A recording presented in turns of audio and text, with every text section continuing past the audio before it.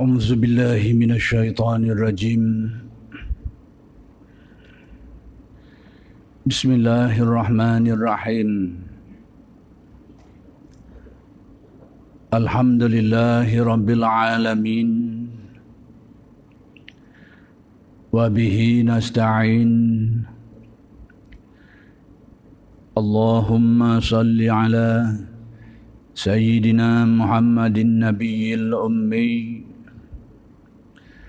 وعلى آله وصحبه وسلم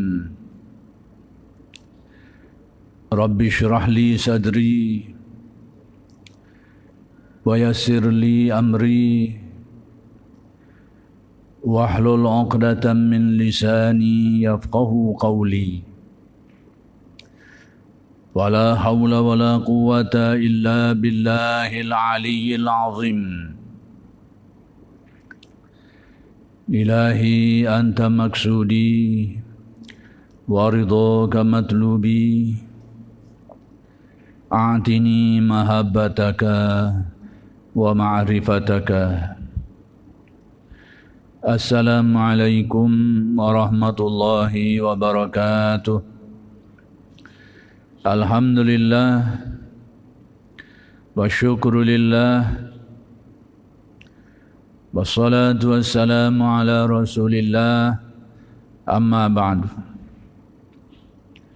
Pertama sekali kita bersyukur kehadrat Allah Subhanahu wa taala yang telah mengurniakan kepada kita nikmat-nikmatnya yang sangat banyak, yang bermacam-macam zahir dan batin, yang tidak terhitung jumlahnya.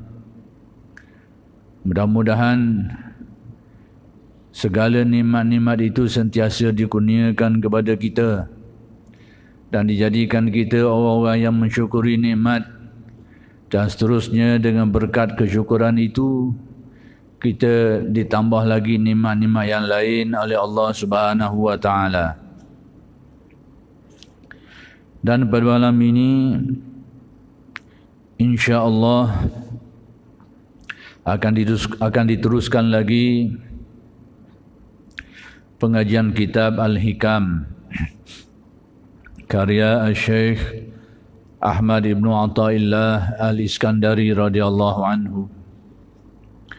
Kalam hikmat yang ingin diambil faedahnya dan dijelaskan pada malam ini ialah kalam hikmat Syekh Ibn Atha yang ke-47.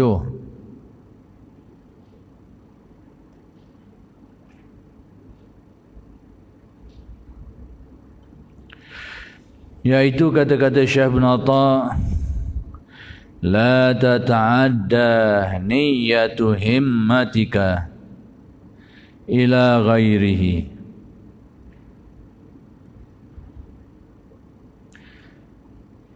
فالكريم لا تتخطاه الأمال. Artinya, jangan melanggar atau melampaui niat tujuanmu, yakni hasrat harapanmu kepada lainnya, yakni kepada yang lain dari Allah Subhanahu wa ta'ala. Maka Tuhan yang Maha Pemurah itu tidak dapat dilampaui oleh sesuatu harapan, yakni angan-angan. Apa erti kalam hikmat ini? Menerusi kalam hikmat ini, Syekh Ibn Atha nak menjelaskan tentang beberapa sifat Allah Subhanahu wa taala dan apa sikap kita terhadap Allah dalam perkara yang berkaitan dengan benda itu. Yaitu dalam kalam hikmat ini Syekh Ibn Atha ingin menjelaskan salah satu di antara nama-nama Allah Subhanahu wa taala, yaitu Al-Karim, yang menunjukkan kepada sifat pemurahnya. Seperti yang kita semua tahu, Allah Subhanahu wa taala ini memiliki nama-nama yang sangat banyak yang dinamakan Al-Asma Al-Husna. Yang disebut di dalam hadis, iaitu Al-Asma Al-Husna yang disebut dalam hadis itu ada 99. Dan Nabi menjelaskan sesiapa yang menghitungnya, man ahsaha dakhalal jannah. Sesiapa yang menghitung nama-nama itu tu, Nabi kata dia akan masuk syurga. Dengan erti sesiapa yang melengkapi pengetahuan dan keyakinan terhadap Allah menerusi nama-namanya itu, dia jadi seorang mukmin. Maka dengan sebab imannya itu, insya-Allah dia akan diganjari syurga oleh Allah Subhanahu wa taala.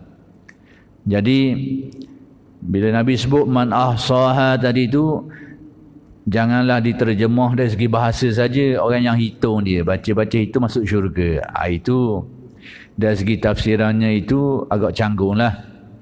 Jadi dijelaskan oleh ulama-ulama kita, man ahsaha di sini iaitu orang yang bukan saja dihitung, dia tahu nama-nama tu, tapi dia memahami dan meyakini sifat-sifat ketuhanan yang ada di sebalik nama-nama tu.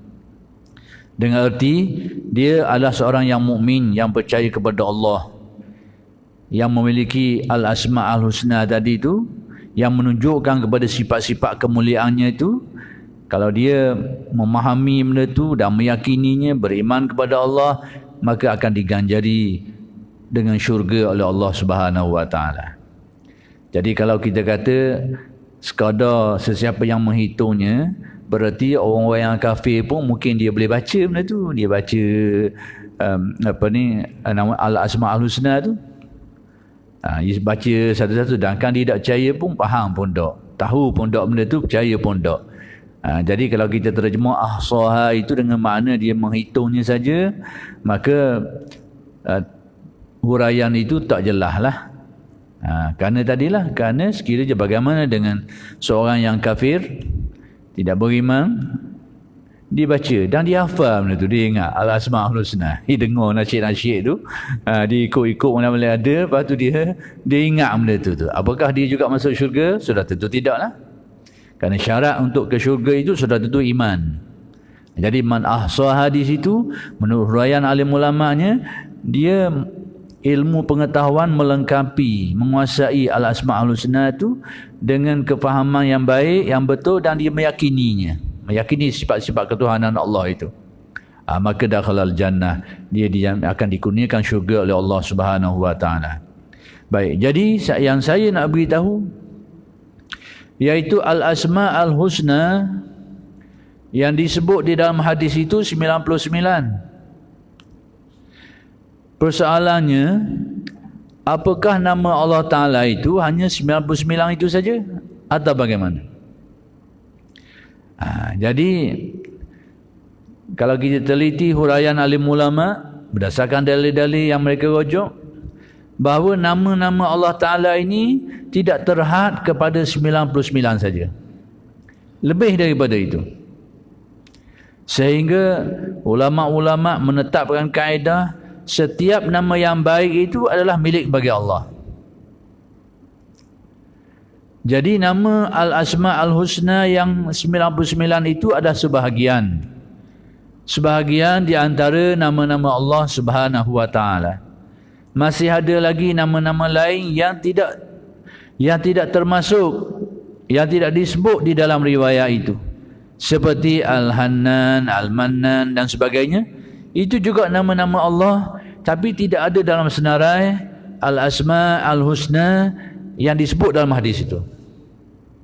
Jadi kesimpulannya bahawa dari segi jumlahnya, Al-Asma Al-Husna ini banyak, melebihi 99. Cuma yang disebut di dalam hadis berkenaan itu, nama Allah Ta'ala itu ada 99. Yang disebut di dalam hadis itu.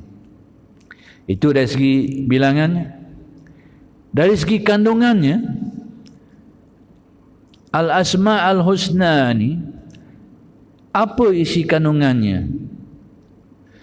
Al-Asma' Al-Husna ini nama-nama Allah yang menunjukkan sebahagiannya menunjukkan tentang zatnya, sebahagiannya menunjukkan tentang sifatnya, sebahagiannya menunjukkan tentang af'al perbuatannya. Jadi nama-nama Allah ini mencakupi tiga, tentang zat, tentang sifat, tentang af'al perbuatan Allah. Kita belajar ilmu usuluddin tentang tauhid, lalu dipecahkan kepada tiga: tauhid zat, tauhid sifat, dan tauhid al-af'al. Setengahnya tu disebut tauhid al-asma. Jadi ada yang sebut tiga, ada yang sebut empat. Yang sebut tiga tu tauhid zat, tauhid sifat, dan tauhid af'al. Yang sebut empat tu dia tambah tauhid al-asma. Dah apa beza? Yang tiga dan yang empat ni serupa je sebenarnya, dari segi pembahagian saja. Yang pecah kepada tiga ni tauhid zat, tauhid sifat, tauhid af'al.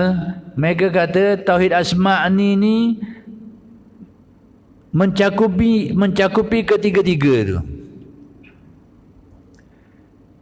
Dengan arti kalau dilihat dari segi Asma'ul Husna, sebahagian asma' itu menjurus kepada zat, sebahagiannya menjurus kepada sifat Allah, sebahagiannya menjurus kepada af'al perbuatan Allah.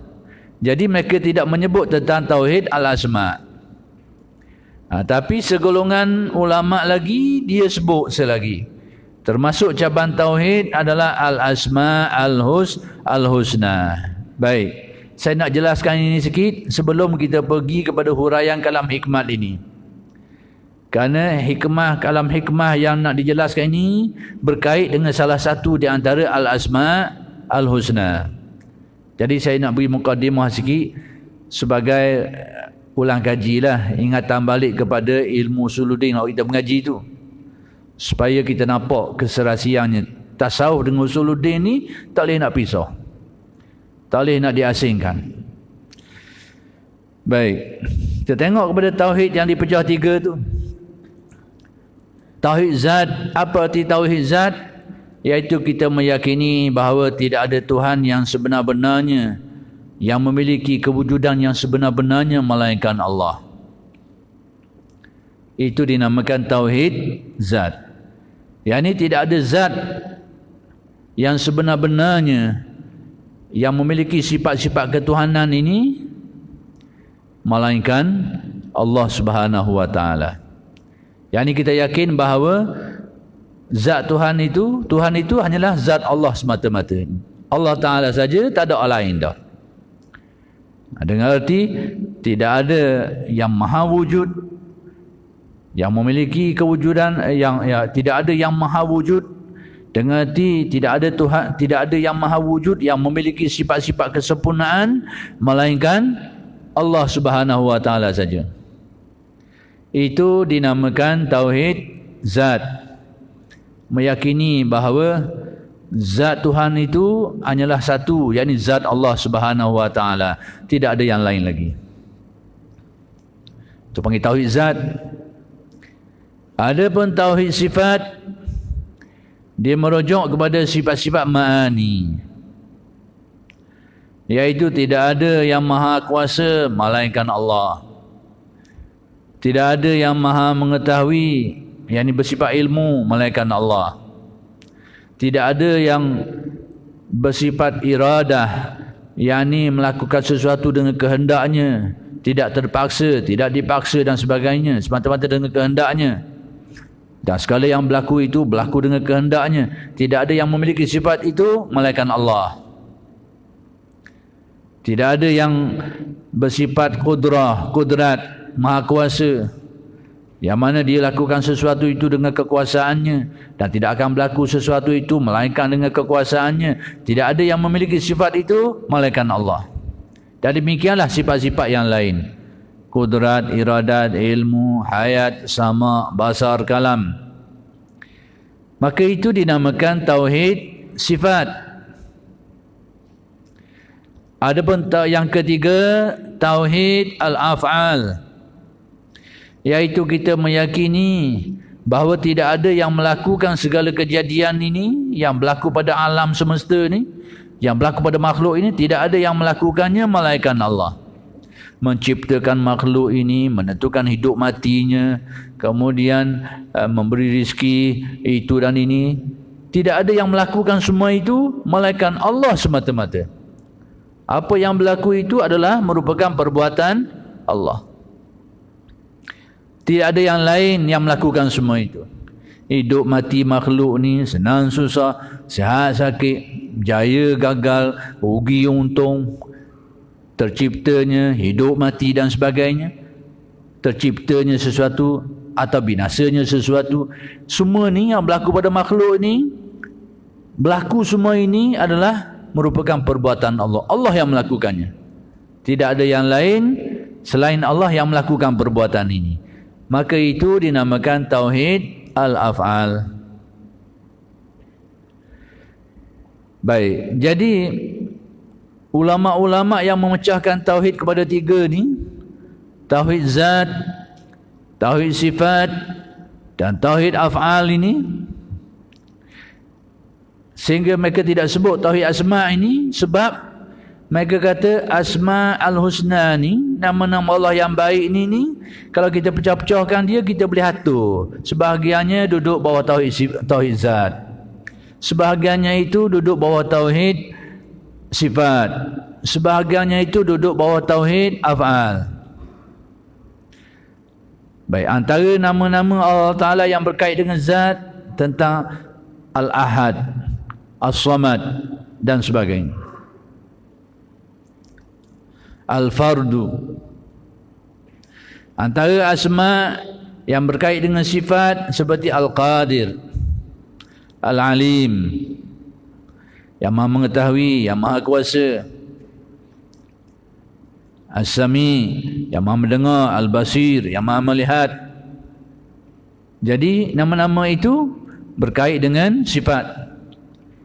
Antara asma' ni ada yang berkait dengan af'al, perbuatan Allah. Al-Muhyi, yang menghidupkan, Al-Mumit, yang mematikan, Al-Razak, yang memberi rezeki, Al-Jami', yang mengumpulkan, Al-Musawwir, yang memberi rupa kepada makhluk ni, Al-Mani', yang menghalang sehingga tidak berlakunya sesuatu itu, An-Nafi', yang memberi manfaat sehingga berlaku perkara yang baik, Al-Dar, yang mendatangkan kemudaratan sehingga berlakulah kemudaratan, penyakit dan sebagainya.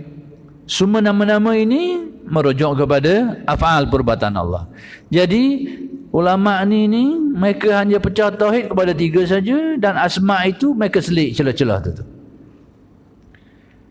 Ada pun golongan yang satu lagi ni yang pecah tauhid kepada empat ni, iaitu tauhid zat, tauhid sifat, tauhid af'al sama, ditambah dengan tauhid al-asma'. Baik, kenapa, dari segi mana mereka tambah selagi ni tauhid al-asma' ni? Iaitu mereka mengolah selain daripada asma' ni merujuk kepada zat, sifat dan af'al tadi tu. Mereka kata tidak ada yang bernama demikian ini melainkan Allah saja. Ar-Rahman, tak ada yang bernama ni, hanya nama ni tidak berhak untuk dinamakan kecuali hanya kepada Allah. Ar-Rahim, tidak berhak untuk dinamakan nama ini melainkan hanya Allah Subhanahu Wa Taala. Ar-Razak, tidak ada yang berhak, yang layak untuk diberi nama dengan nama ni melainkan Allah saja. Jadi mereka menetapkan al-asma' ini, bahawa nama-nama ini tidak ada yang layak untuk dinamakan dengan nama ini melainkan Allah saja. Maka mereka menyebut itu sebagai tauhid al-asma'. Apalah khilaf itu, merupakan khilaf huraian. Baik, balik kita kepada kalam hikmat ni. Maka kalam hikmat yang nak dijelaskan oleh Syekh Ibn Atta' ni berkait dengan asma' Allah Al-Karim. Apa dia Al-Karim? Yang maha pemurah, yang maha pemberi, yakni yang sangat pemurah, yang maha pemurah, yang maha pemberi. Sehingga pemberiannya, kurniaannya itu tidak ada batasannya. Dan mencakupi yang mendapat pemberiannya itu, semua makhluk-makhluknya itu mendapat pemberian dan kurniaannya. Jadi Allah Ta'ala antara asma'nya Al-Karim ini. Allah Ta'ala yang maha pemberi, yang memberi kepada makhluknya. Tidak ada batasannya. Kalau dapat banyak, banyaklah. Kalau kurang, kuranglah. Dan tak kira orang ni mukmin ke kafir, diberi belaka. Orang mukmin pun diberi, hamba-Nya yang mukmin pun diberi, yang kafir, yang ingkar pun diberi, yang munafik pun diberi.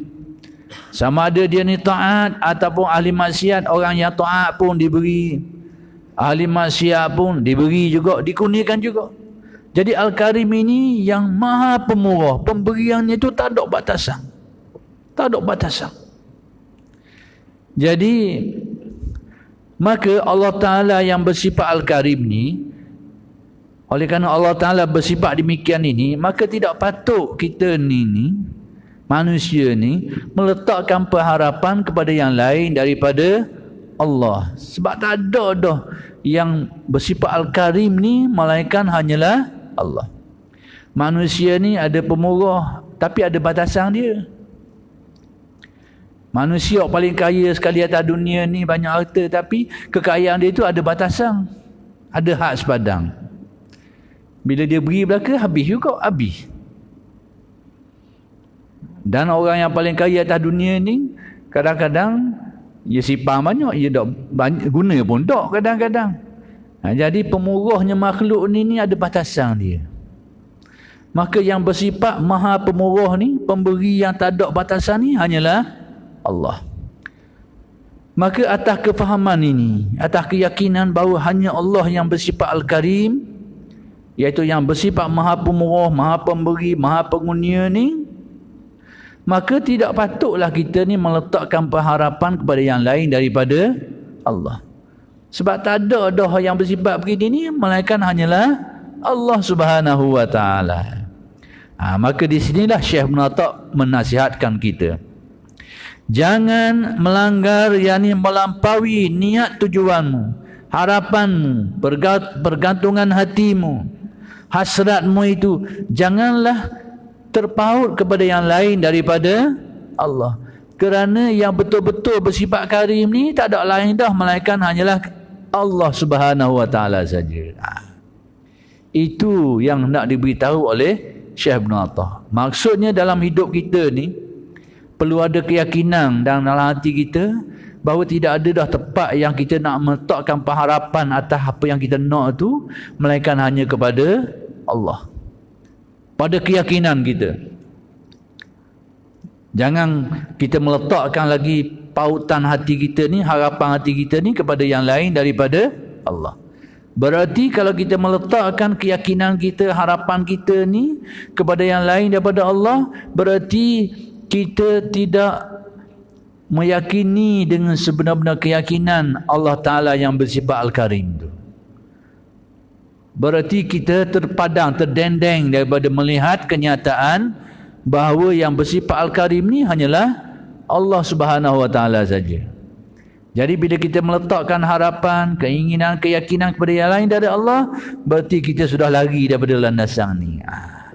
Maka Syekh Ibn Atha' menganjurkan kita, menasihati kita dengan nasihat tauhid, supaya kita ni meletakkan keyakinan ni di dalam hati, sehingga kita ni tak menaruh harapan atas keyakinan tu bahawa Allah Ta'ala sajalah yang bersifat Al-Karim, yang maha pemurah, yang mana pemurahnya Allah Ta'ala ni tidak ada batasannya. Atas keyakinan tu maka kita tak meletak lagi harapan kepada yang lain daripada Allah atas keyakinan tu.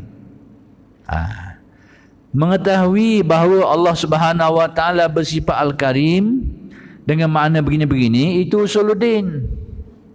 Kita tahu Allah Ta'ala ni dia ada Al-Asma' Al-Husna. Antaranya Al-Karim tadi tu. Maknanya apa? Kita faham benda ni, kita percaya benda tu, itu orang panggil usuluddin. Maka bahagian tasawufnya di mana? Bahagian tasawufnya itu apabila keyakinan tadi itu ditanam teguh di dalam hati. sehingga dia menjadi suatu yang dirasai di dalam hati, yang jelas di dalam hati kita, sehingga membuahkan satu natijah. Natijahnya apa? Kita tidak lagi meletakkan pengharapan kepada yang lain daripada Allah, kerana sudah tertanam dalam keyakinan yang Maha Pemurah ni, Al-Karim ni hanyalah Allah Subhanahu Wa Taala saja. Hal lain tu terbatas belaka. Bukanlah Al-Karim yang sebenar-benar. Al-Karim yang sebenar hanyalah Allah Subhanahu Wa Taala. Jadi apabila kefahaman dan keyakinan itu ditanam teguh di dalam hati, maka itulah tasawuf. Dia akan membuahkan suatu gerak hati kita ni, sehingga hati kita ni tak percaya kepada lain dah.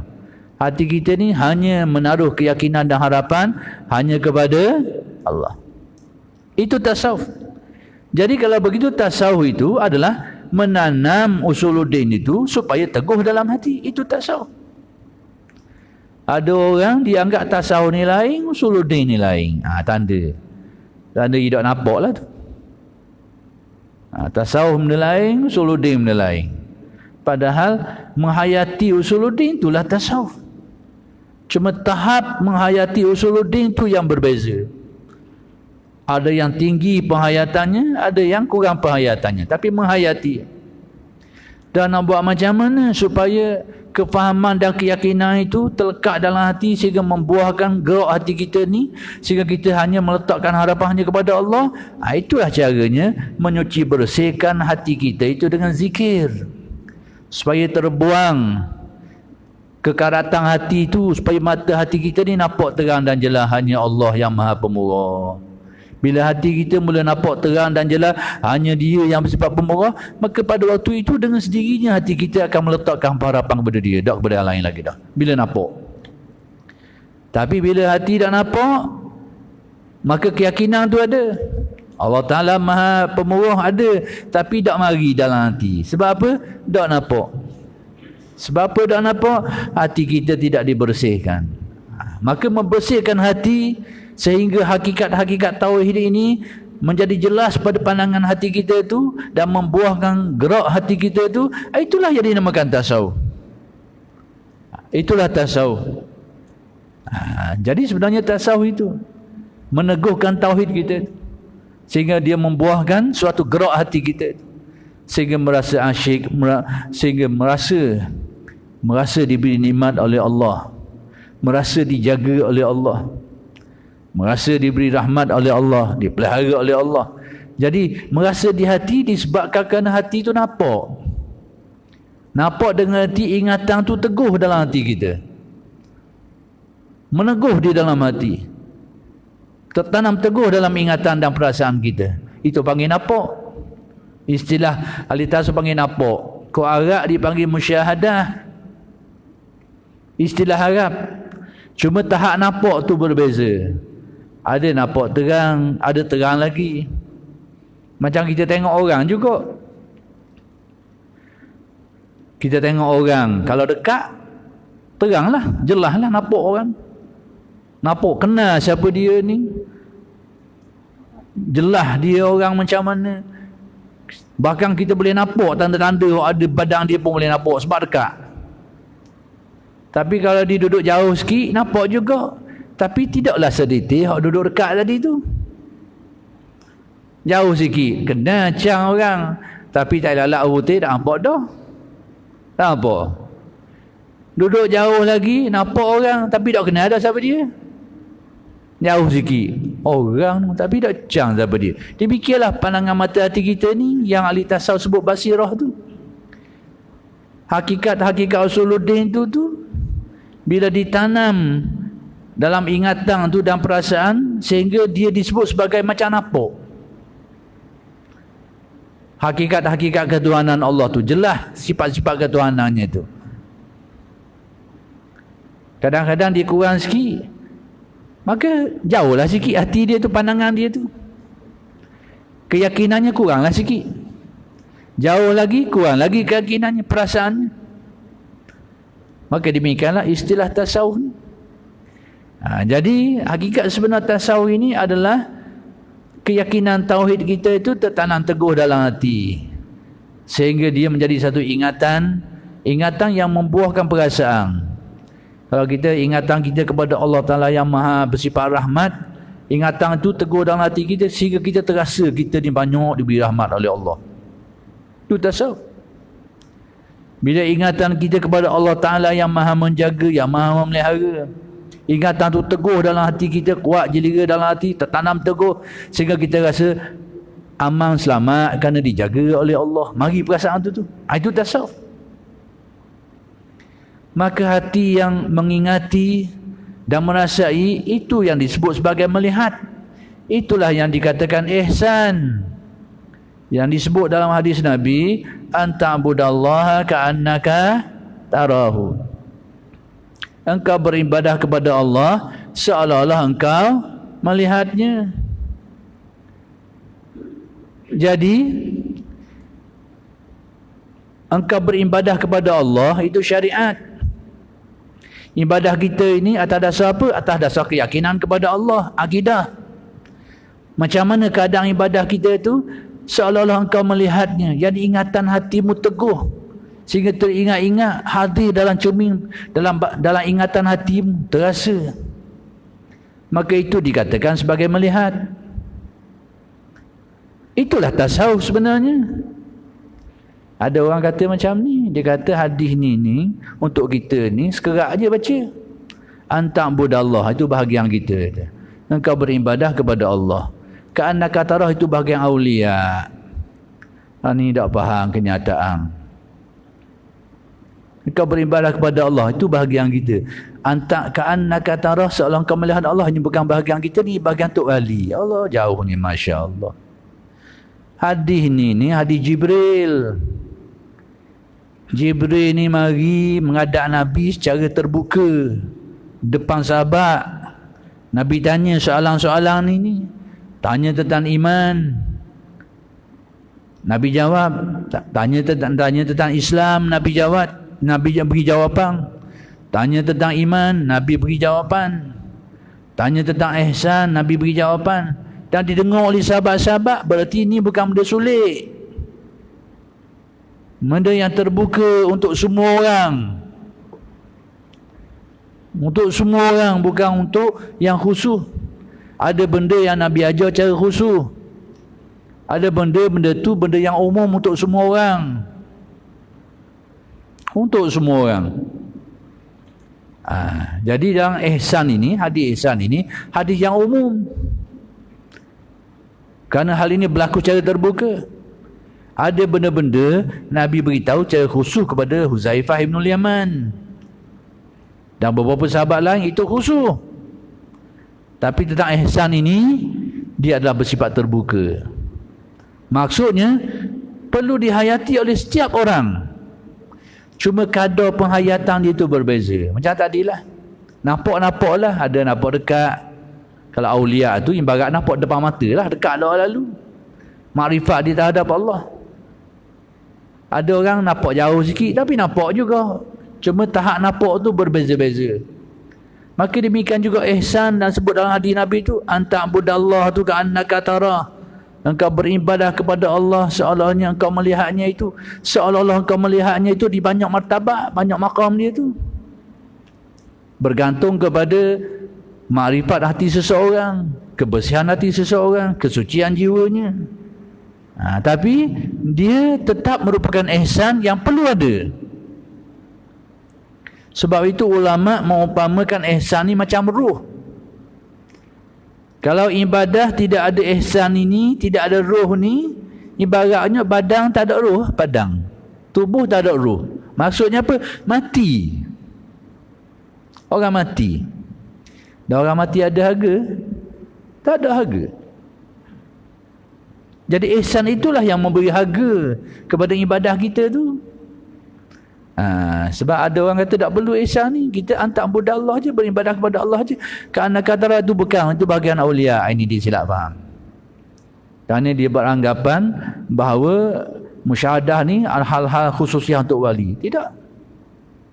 Kerana ihsan ini dia banyak martabat, banyak tingkatan dia. Maka masing-masing hendaklah menghayati menurut kadar masing-masing lah. Aulia, dia ada, para wali ni, dia ada ihsan paling tinggi, martabat paling tinggi. Tapi kita ni orang biasa ni, ada ihsan kelas kita ni. Tapi tetap dia merupakan sesuatu yang diperlukan dalam ibadah. Kerana hadis ni ada yang umum sifatnya. Bukan yang khusus dan sulit yang terhad untuk kelompok tu, bukan. Umum untuk semua orang. Cuma tahap penghayatan berbeza. Jadi khusyuk kita mungkin tak samalah khusyuk aulia, tapi adalah bahagiannya tu. Sebab ihsan ini dia banyak martabat dan tahapannya. Itu yang dihuraikan oleh ulama-ulama ahli tasawuf. Jadi kalau kita buang bahagian ihsan ini, berarti seolah-olahnya ibadah kita tu seumpama badan yang tak ada nyawa lah. Bila badan tak ada nyawa, tak ada harga. Tak ada harga. Badan yang tak ada nyawa. Kambing tu bila berharga kerana dia hidup. Orang boleh makan, ciak mampu dah. Mampu dah. Kambing mampu dah tu sajalah. Tak apa. Jadi ihsan ini seumpama ruh. Ulama-ulama sebut ihsan ini seumpama ruh kepada jasad. Dengan arti dia memberi harga kepada ibadah. Jadi kalau kita beranggapan ihsan ni tak perlu, cukup setakat ni saja, berarti kita berpegang satu prinsip, kita ni, ibadah kita ni tak ada ruh. Sedangkan yang itulah yang memberi nilai kepada ibadah kita. Baik. Cabang-cabang ihsan ni banyak. Antaranya khusyuk. Dari mana datangnya khusyuk ni? Itu adalah sebahagian daripada cabang ihsan. Bila terasa kita ni dilihat oleh Allah, diperhatikan Allah, gerak-geri kita ni disaksikan Allah, hadir ingatan-ingatan itu sebahagian daripada ihsan. Itulah yang mendatangkan khusyuk, yang menyebabkan hati kita diingat dan hadir ingatan-ingatan tu. Kalau tak ada ni, yang masuk benda lain lalulah. Tak ada ingatan ni, dia akan terbang dengan terawa lalulah. Masuk pasal raya tu, masuk pasal raya ni, masuk situ, masuk sini. Tapi bila hati kita merasai dilihat, diperhatikan Allah, itu sebahagian dari cabang ihsan. Itulah yang mendatangkan khusyuk. Dan ulama tasawuf menetapkan khusyuk ni wajib hukumnya. Kerana ibadah solat itu difardukan Allah, tujuan utamanya ingat kepadanya. Aqimis solat li zikri. Dirikanlah solat tu untuk ingat kepadaku. Bila ibadah itu, solat ini ada bahagian yang difardukan dan tujuannya ingat kepada Allah, berarti ingatan itu serangkailah. Ibadah tu fardu, maka ingat kepadanya juga adalah satu kewajipan. Itu menurut faham ulama tasawuf. Kalau ada orang nak kata khusyuk ni sunat, kau anda dia lah. Kau anda lah. Cuma kita nak tanya saja, agaknya boleh tak? Agaknya. Saya nak kata tu pandangan ulama tasawuf. Kalau ada orang nak kata khusyuk ni sunat saja, kau anda. Serahlah. Masing-masing punya cerita lah. Cuma kita nak kata petua ulama tasawuf wajib berusaha untuk mengkhusyukkan hati. Usaha nak mengkhusyukkan, tak khusyukkan juga, tu cerita lain. La yukallifullahu nafsan illa us'aha. Allah Ta'ala tidak membebankan seseorang itu melainkan menurut kemampuannya. Kita cari jalan dah, berusaha nak khusyuk, nyanyuk juga, itu lain lah. Tapi membiarkan diri kita ini untuk tidak khusyuk, ataupun kita memang sengaja untuk tidak khusyuk, untuk ingat benda lain, memang berdosa menurut petua ulama tasawuf. Dan itulah yang dipetuakan oleh Al-Ghazali dalam Ihya. Kalau ada nak kata sunat, kau ada lah. Cuma kita nak tanya sesoalan je. Agaknya boleh tak? Agaknya. Pakai akal sikit. Kita semayang, kita set dulu-dulu. Nak semayang zuhur. Ni tengah kerja tak selesai ni. Mesyuarat tak selesai ni. Masuk waktu zuhur. Orang pergi semayang belaka. Aku nak memikir benda ni. Aku nak selesai masa semayang lagi. Agaknya boleh tak? Dosa tak agaknya gitu? Kita set dulu lagi. Aku nak semayang, tak selesai ni, kena selesai agak ni, kayak gini, lepas zuhur ni. Aku nak takbir, aku nak memikir semula itu. Cuma masuk takbir dulu. Awak tu nak memikir semula. Agaknya boleh tak gitu? Agaknya. Kalau kata sunat, boleh lah. Kalau kata sunat, kita boleh nak buat gitu. Maksudnya kita setting sudah, kalau dah selesai ni, sambung masa semayang takbir lagi mikir semula. Nak kira ang ni, nak buat guna-guna kira semula. Kalau kita kata benda tu sunat, boleh buat gitu. Tak salah. Tapi agak je, boleh tak agak naluri kita ni. Tanya naluri. Semayang memang kita setting sudah nak semayang, lepas tu nak ingat benda lain, nak mikir benda lain. Naluri kita pun payah nak terima benda gitu. Naluri kita ni. Tapi kalau rasa boleh, loh lah. Tak ada apa-apa lah. Nak kata apa. Cuma kita nak apa tu ulama tasawuf macam tu lah. Baik, itu contoh nak betul. Ihsan. Ni berkait dengan macam mana keyakinan tauhid itu dimakrifatkan, ditanam dalam ingatan dan kesedaran hati sehingga dia membuahkan gerak hati kita. Itu tasawuf. Itulah gerak-gerak makrifat. Kerana makrifat ni pun banyak martabat. Ada yang tinggi, ada yang rendah. Paling tidak dia menyentuh hati kita. Ingatan kita itu terpaut kepada Allah. Hasil dari keyakinan kita. Contohnya kalau kita yakin Allah Ta'ala tu Maha Penjaga, kita rasa senang, aman, rasa selamat. Kerana dijaga oleh timbul perasaan itu. Itulah makrifat. Sebahagian daripada makna makrifat. Atas keyakinan Allah Ta'ala yang Maha Menjaga. Allah Ta'ala yang Maha memberi rezeki. Atas keyakinan itu menjadikan kita ni tak bimbang tentang urusan berkait dengan rezeki ni. Kerana keyakinan kita Allah Ta'ala yang mengatur semua ni. Itu makrifat. Semata-mata kita ada keyakinan Allah Ta'ala yang memberi rezeki, hati kita bercamuk, itu tauhid. Kita yakin Allah Ta'ala mengatur semua ni, tapi hati kita berkecamuk. Itu martabat tauhid. Tapi keyakinan kita tu bila meneguh menyebabkan kita tenteram atas urusan ni, kerana ingatan keyakinan Allah Ta'ala yang mengatur perkara ni teguh dalam hati kita, lalu kita rasa tenteram dalam urusan ni, tak bimbang tentang urusan ni, sudah makrifat. Itu contoh mudah. Dan martabatnya itu berbeza-beza. Contoh lain nak bawa dalam ibadah. Khusyuk tadi. Ikhlas. Kenapa mari ikhlas ini sehingga hati tidak mengharapkan yang lain dan itu dan ini, dan hadapkan itu ini? Kerana tertanam teguh dalam ingatan kita bahawa Allah Ta'ala lah Tuhan yang Maha Esa, tak ada orang lain dah. Yang menjadikan kita buat ibadah ni tidaklah nak hadap ke orang tu, nak tunjuk ke orang tu, nak dapatkan fadilah tu, nak dapatkan fadilah ni. Tidak lagi ke situ. Sebab apa? Atas keyakinan bahawa Allah Ta'ala Tuhan yang sebenar-benarnya yang disembah, tak ada orang lain dah. Jadi bila keyakinan itu, hati kita tu mengingati benda tu dan teguh ingatan tu, itulah yang dikatakan ihsan. Bila tak ada benda tu, ya marilah. Nak tunjuk orang ni lah, nak seorang ni tengok lah. Macam-macam lah, ya mari. Nak dapat kelebihan itulah, kelebihan ini, ya mari macam-macam lah.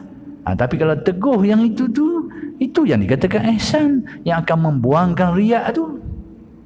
Demikian juga ujub dalam ibadah kita ni, ujub. Kenapa timbulnya ujub? Kerana ihsan. Kerana hati kita mengingati, ingat yang berlarutan, itu disebut macam tengok lah, macam nampak. Kita ingat Allah Ta'ala lah yang Maha Kuasa, yang memberi hidayah sehingga aku boleh buat ibadat. Bahawa aku dapat buat ibadat ni kerana hidayah daripada dia. Ada tanya-tanya aku jadi malah, kadang-kadang jadi malah jadi rajin itu, kita sedar bahawa itu bukan bahagian kita, bahagian dia yang beri hidayah, memberi gerak kepada kita, memudahkan kita. Kita nampak keyakinan tu. Keyakinan tu hidup. Teguh, teringat dalam kita bahawa dialah yang memberi petunjuk, memberi hidayah, yang Maha Kuasa, menggerakkan kita, memberi taufik kepada kita sehingga boleh buat ibadat ni. Hati memandang perkara tu, ingatan tu. Itu disebut ihsan. Maka inilah yang membuahkan hati kita terbuang ujub. Bangga diri, tak ada, cabut. Tapi bila benda ni tak nampak dalam hati, tak ada benda ni, ya marilah ujub. Aku dah ni, baik sekali ni. Banyak aku ibadat benda orang, tengok ada orang lain, tak ada dah seumpama aku ni. Tengok orang lain, tak ada dah orang lain macam aku ni. Ya mari. Tak ada dah orang lain macam aku ni. Tak ada lah orang fakih lebih daripada aku ni. Ya marinya kita, mari. Sebab apa? Tak ada ihsan lah tu. Tak ada ihsan. Ataupun bahasa sekarang tidak ada tasawuf. Ya mari nyakit ujub. rosak habis amalan kita, riak kita, mari riak, rosak habis amalan kita. Jadi semua benda ni kerana tidak ada ihsan. Jadi kalau kita kata ibadah setakat ka'annaka tara anta'budallah, stop situ untuk kita, ka'annaka tara untuk bahagian bukan bahagian kita bahagian aulia, kita silap so. Silap so. Itu bahagian yang kena ada, itu ruh bagi ibadah kita. Ruh yang akan memberi nilai kepada ibadah kita tu. Kalau tak ada bahagian tu ibarat kau jasad tak ada nyawa. Cuma tahap ihsan itu yang berbeza, maqam dia itu berbeza-beza. Tapi hak asas-asas tadi tu, khusyuk hati, ikhlas hati, tak ada ujub, tak ada takabur, hak tu bahagian sunat ke wajib? Itu wajib. Dan datang semua benda-benda tu adalah kesang daripada ihsan. Cuma kita faham tak faham je, tu je. Jadi nak beritahu supaya kita nampak kedudukan ni, bahawa tasawuf ini adalah satu komponen. Sebab tu ulama tasawuf kata komponen agama kita ni ada 3 tiang. 3 ni kena berpadu sekali. Akidah tauhidnya, fiqh syariatnya, dan ihsan tasawufnya. Kena ada 3-3 sekali baru jadi. Jadi kalau kita kata ibadah tu setakat anta'budallah, stop situ tu, kita buang setiang tu. Kita hanya ambil bahagian akidah tauhid fiqh syariah ihsan tasawuf ni tak ada. Ibadah kita tak ada nyawa. Tak ada nyawa. Itu dia.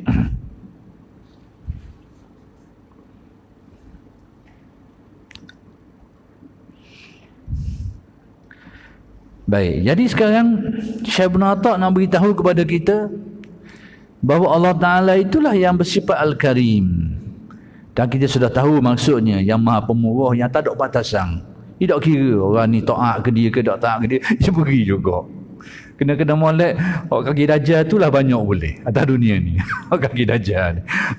Jadi popok kaya-kaya, jual dadah kaya-kaya. dapat apa ni? Pemberian. Semua tu pemberian Allah. Jadi Allah Ta'ala beri di dunia ini kerana dia yang Maha Pemurah, Maha Pengunia, tak ada batasan pemberiannya tu. Jadi bila kita meyakini, perlu kita tanam dalam ingatan kita dengan cara dibersihkan hati kita. Topok tempat keyakinan tu tumbuh tu, kita kena bersihkan dengan amalan riadah, zikir, ilmu, riadah, zikir dan seumpamanya, sehingga topok itu bersih, maka tertanam teguhlah keyakinan tu. Maka apabila tertanam keyakinan tu, itulah menjadikan kita ni akan timbul gerak dalam hati, tidak lagi meletakkan harapan dan kepercayaan ataupun keinginan, pergantungan kepada yang lain daripadanya, kerana atas yakin tadi tu. Dia sajalah yang Maha Pemberi. Hak sebenar-benar Al-Karim hanyalah Allah Subhanahu Wa Taala.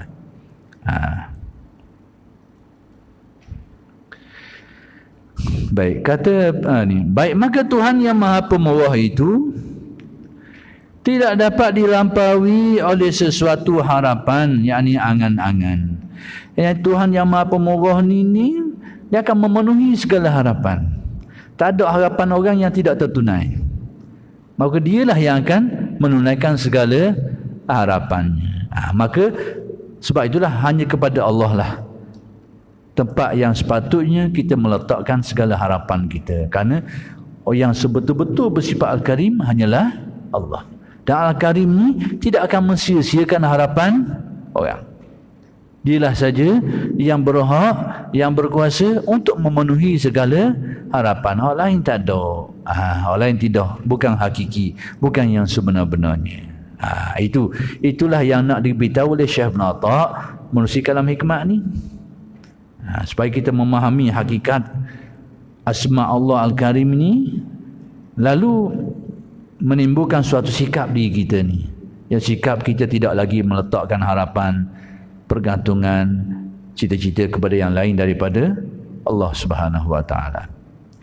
Baik, perasaan yang luhur membuka hajat keperluannya kepada orang yang tidak dermawan, dan tidak ada yang dermawan pada hakikat yang sebenarnya kecuali Allah Ta'ala.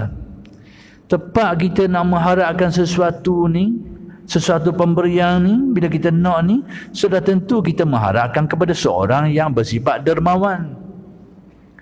Maksudnya kalau kita nak mengharapkan pemberian sesuatu, kita nak pergi cari, contohnya kita nak pergi cari, nak pergi minta sesuatu bantuan lah, maka orang yang menjadi pilihan kita adalah orang yang kita tahu bersifat dermawan. Kalau kita tahu dia itu bersifat kupi, dekuk, kita tak akan pergi minta dengan dia, sebab kita tahu dah kaki ni memang kupi. Jadi orang ni kita akan hanya pergi minta kepada orang yang kita tahu dia ni bersifat dermawan. Itu tabiat manusia. Dia hanya akan pergi mengharapkan, pergi minta sesuatu yang dia nak tu daripada orang yang dia tahu yang ni dermawan. Kemudian yang sebenar-benar bersifat dermawan itu dalam bahasa Arab disebut Al-Karim, tidak ada lain selain daripada Allah. Maka sebab itulah kata Syekh Ibn Atta, maka letaklah harapan kita hak sebenarnya dalam keyakinan kita ni, sekalipun dari segi usahanya kita usahalah dengan manusia. Dari segi sebab musababnya kita tahu pertolongan tu mari daripada manusia sebab orang ni, manusia sebab orang ni, pergilah cari sebab musabab tu. Tapi dalam lubuk hati kita, dalam keyakinan kita, tempat yang kita meletakkan pergantungan harapan biarlah hanya kepada Allah. Atas keyakinan dialah yang bersifat Al-Karim, yang Maha Dermawan. Baik, Al-Junaid, Imam Al-Junaid ini Sayyidut Taifah. Al-Junaid ini merupakan ulama besar ahli tasawuf. Hampir tidak ada kitab-kitab tasawuf kecuali menyebut nama ni dan menukilkan kalam-kalamnya. Sebab apa? Kerana tokoh ni tokoh besar dalam tasawuf yang dikenali. Anda kata kalau orang tu belajar tasawuf, agak peliklah kalau tidak kenal orang yang bernama Al-Junaid ini.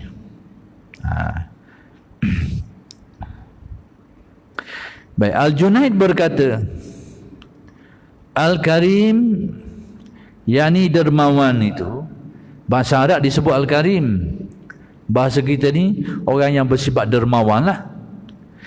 Jadi Al-Karim itu, baik, macam mana kehendak maksudnya tu? Al-Karim itu siapa? Ialah yang memberi hajat keperluan sebelum diminta. Jadi Al-Junaid cuba menghuraikan maksud Al-Karim yang merupakan salah satu di antara nama Allah tu. Al-Karim ni, kalau bahasa kita gak Maha Pemurah lah, Maha Dermawan lah. Tapi Al-Junaid dia cuba menjelaskan maksud Al-Karim itu menurut faham dia. Jadi kata Al-Junaid, seseorang tu nak dikatakan Al-Karim ni bila dia berada pada satu tahap orang tu pergi tak minta pun lagi dia beri dah. Maksudnya kalau menurut fahaman Junaid ini, kalau orang pergi minta baru beri, itu pemurah dah, tapi bukan Al-Karim lagi. Al-Karim ni kalau tak minta pun dia beri. Jadi yang ada sifat-sifat seperti ini hanyalah pada Allah. Cuba kita perhatikan pada diri kita ni. Hak yang ada pada kita lah, hak kita boleh ni. Kalau kita kira sesa, hak kita minta dengan Allah Ta'ala tu berapa je. Hak banyak hak kita boleh ni, hak kita tak minta. Kita minta sihat bila sakit baru minta. Bila kita sakit baru minta sihat. Kita sakit. Bila lapar baru minta rezeki. Kita lapar. Tapi tengah kenyang tak minta, tapi rezeki boleh juga. Jadi yang memberi tanpa diminta ini adalah hanya yang bersifat demikian itu hanyalah Allah, tak ada lain dah. Kalau orang jarang jarang kita jumpa kita pergi nak minta, tak minta dia beri dah, jarang. Hak adanya minta tak beri ada. Minta tak beri, minta beri tu adalah. Tapi nak banyak minta, tak minta lagi beri dah tu kita anggap bukan sifat manusia lah. Tetapi kenyataannya yang memiliki keadaan seperti ini adalah Allah Subhanahu Wa Taala. Jadi perhatikan itu pada diri kita ni. Banyak benda yang kita tak minta boleh. Kalau kita tak minta, kita berdoa minta panjang umur tu sekali-sekala, kadang-kadang minta, kadang-kadang tak. Tapi umur kita dipanjangkan, tetap dipanjangkan. Kita minta rezeki, jarang juga kita minta rezeki. Kadang minta, kadang-kadang tak. Tapi rezeki kita jalan sama. Boleh sama. Jadi banyak benda pada kita ni, hak kita boleh ni, hak kita tak minta. Hak kita tak minta. Diberi. Maka yang memiliki sifat seperti itu, itulah yang layak dinamakan Al-Karim. Maka yang itu hanyalah yang berhak bersifat demikian itu, yang memiliki sifat sebenarnya itu hanyalah Allah Subhanahu wa taala. Itu huraian Al-Junaid tentang Al-Karim. Baik. Ada pula pendapat, yakni huraian ulama lain pula lah dalam menjelaskan maksud Al-Karim ni. Baik, Al-Karim ialah yang tidak pernah mengecewakan harapan orang yang berangan-angan, yakni berharap. Orang yang tak pernah mengecewakan harapan orang. Harapan siapa saja tidak pernah dikecewakan. Tidak pernah dikecewakan. Jadi kalau kita tengok pada manusia, tak ada orang yang ada sifat gini lah. Yang tak ada satu pun harapan yang dikecewakan, yang tidak dipenuhi. Pemurah mana manusia pun, dermawan mana manusia pun, adalah kikih tertentu yang dia tidak menunaikan hajat orang. Ada. Sekalipun dia seorang yang sangat pemurah, sangat pemberi. Tapi kalau kita perhati keseluruhannya, ada je hak dia tidak memberi.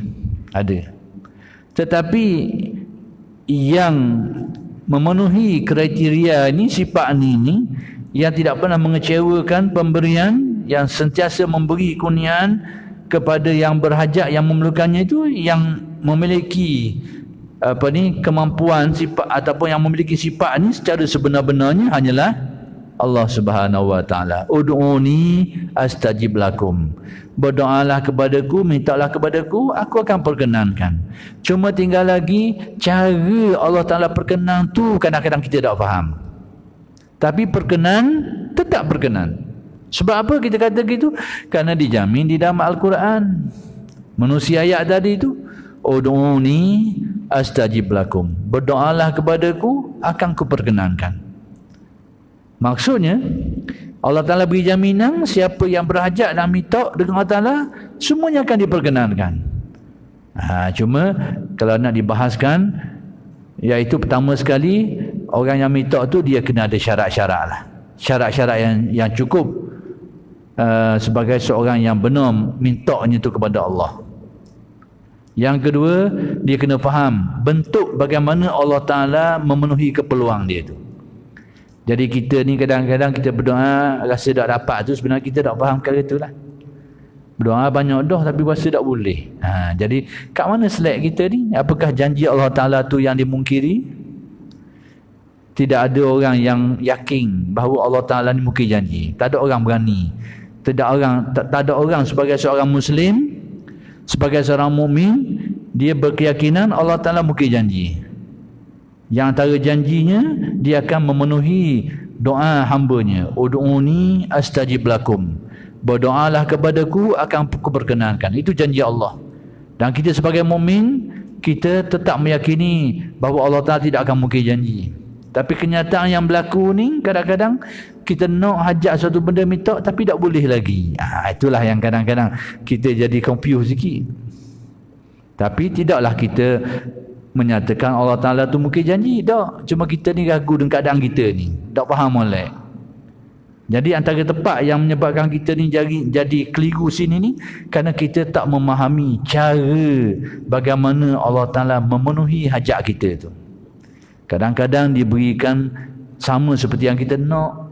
Kadang-kadang diberikan benda lain. Menurut hikmah dia tu, kalau beri benda ni mungkin tak baik untuk kita, diberi benda lain. Kadang-kadang ditangguhkan pemberian pada waktu tertentu. Kadang-kadang ditangguhkan lagi, digantikan dengan pemberian yang lain. Di akhirat nanti, cara Allah Ta'ala memperkenankan doa tu bermacam-macam. Bahagian tu kita kena belajar. Baru kita faham. Baru kita tahu. Bahawa hakikatnya Allah Ta'ala tidak akan mungkir janji dia tu, bahawa dia akan memperkenankan doa hambanya. Cuma cara Allah Ta'ala memperkenankan doa tu lah berbeza-beza keadaannya. Itulah yang perlu kita faham.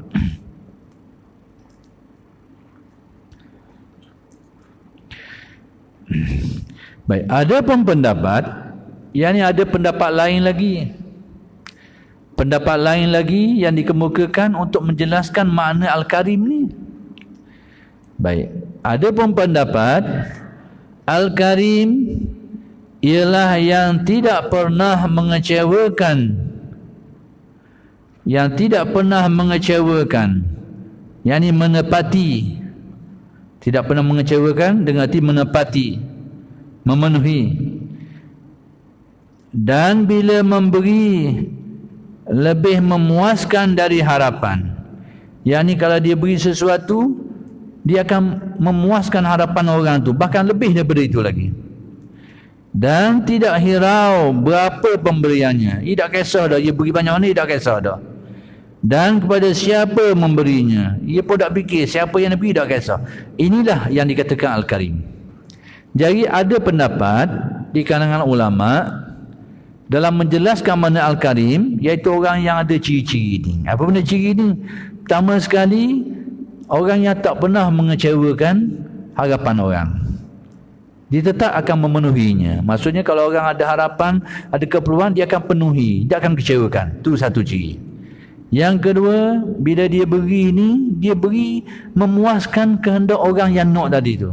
Bahkan lebih memuaskan lagi.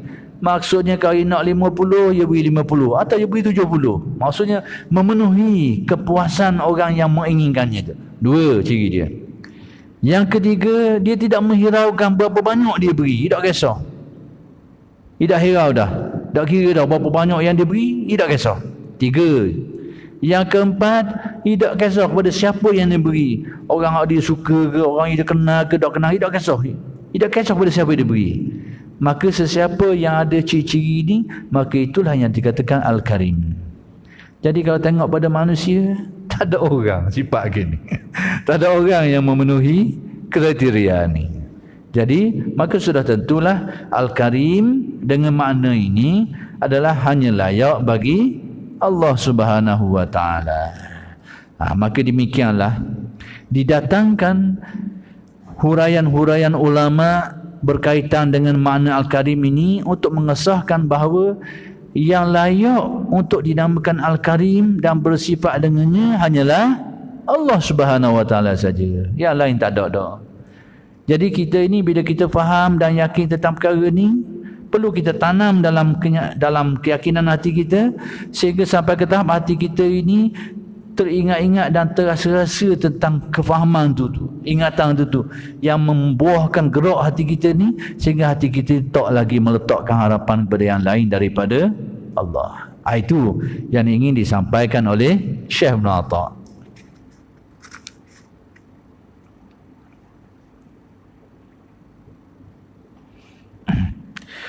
Demikianlah kalam hikmat Syekh Ibn Atta' yang yang ke-47. Jadi oleh kerana sudah sampai waktunya yang ditetapkan, maka saya nak buat kesimpulan daripada kalam hikmat Syekh Ibn Atta' yang ke-47 ini, bahawa Syekh Ibn Atta' menasihati kita dengan nasihat tauhid. Supaya apa?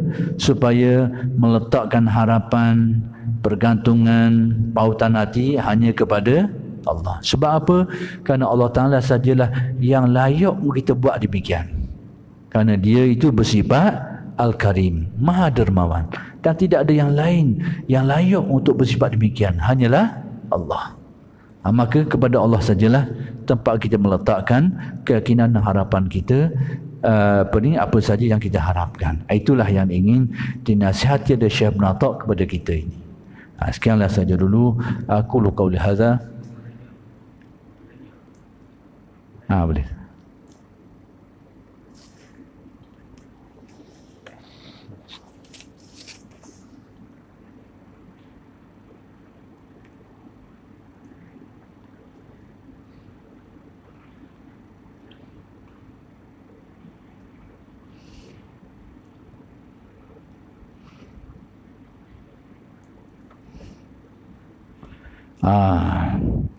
Baik, pertama sekali persoalannya ialah maksud kaya dan tasawuf itu adalah kaya jiwa, betul.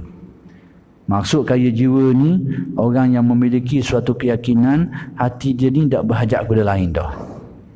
Kerana hakikat kaya ni bila tak berhajat. Yang dikatakan miskin ni bila kita banyak hajat, banyak hajat kita tu. Nak ni itu dianggap hati yang miskin. Hati yang kaya ni bila hati dia tu tak ada hajat kecuali pergantungan hatinya hanya kepada Allah.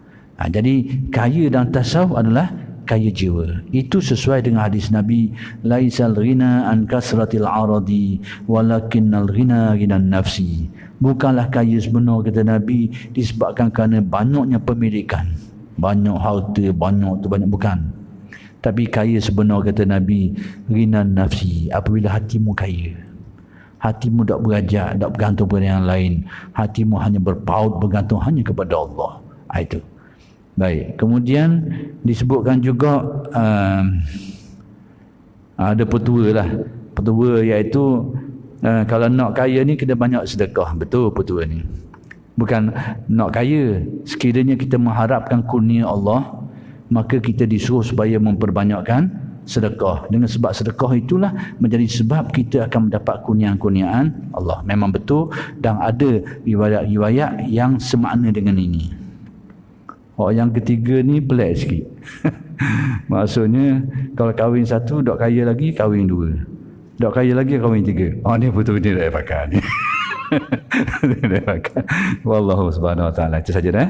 Sekian saja dulu aku qauli hadza wa astaghfirullahalazim li wa lakum. Assalamualaikum warahmatullahi wabarakatuh.